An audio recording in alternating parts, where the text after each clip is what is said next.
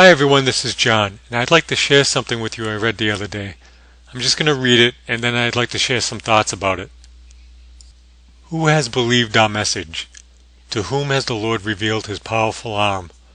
My servant grew up in the Lord's presence like a tender green shoot, like a root in dry ground.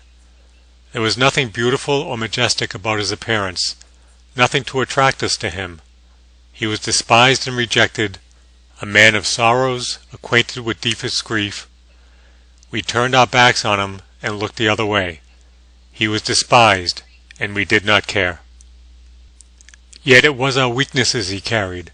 It was our sorrows that weighed him down. And we thought his troubles were a punishment from God, a punishment for his own sins. But he was pierced for our rebellion, crushed for our sins. He was beaten so we could be whole. He was whipped so we can be healed. All of us like sheep have strayed away.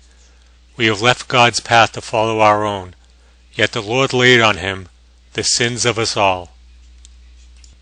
He was oppressed and treated harshly, yet he never said a word. He was led like a lamb to the slaughter, and as a sheep is silent before the shearers, he did not open his mouth. Unjustly condemned, he was led away. No one cared that he died without descendants, that his life was cut short in midstream. But he was struck down for the rebellion of my people. He had done no wrong, and he had never deceived anyone, but he was buried like a criminal. He was put in a rich man's grave. But it was the Lord's good plan to crush him and cause him grief. Yet when his life is made an offering for sin, he will have many descendants. He will enjoy a long life, and the Lord's good plan will prosper in his hands. When he sees all that is accomplished by his anguish, he will be satisfied.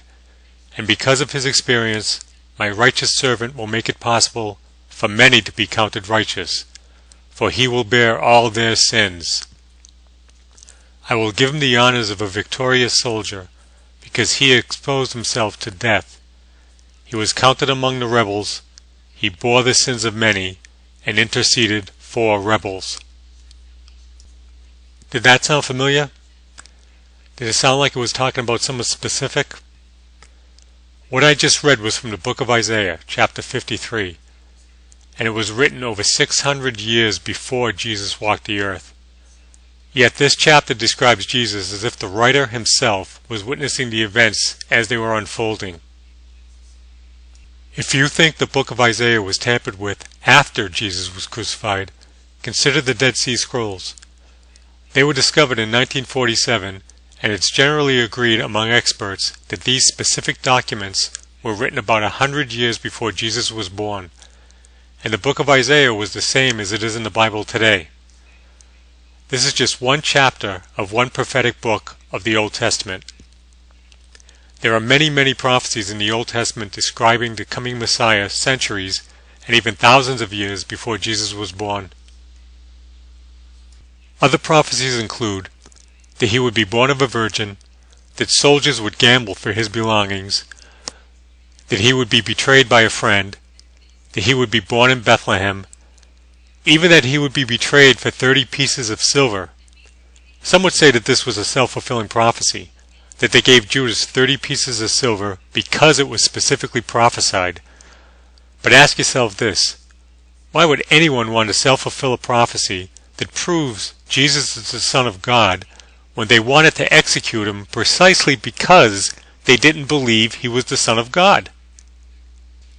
The Old Testament even describes the piercing of his hands and feet, essentially describing crucifixion hundreds of years before crucifixion was even used. I don't know about you, but I find all this fascinating. If you want to know about the return of Jesus, check out the prophecies of the New Testament. But if you want to verify the divinity of Jesus the Messiah, check out the prophecies of the Old Testament. So spread the good news and fight the good fight.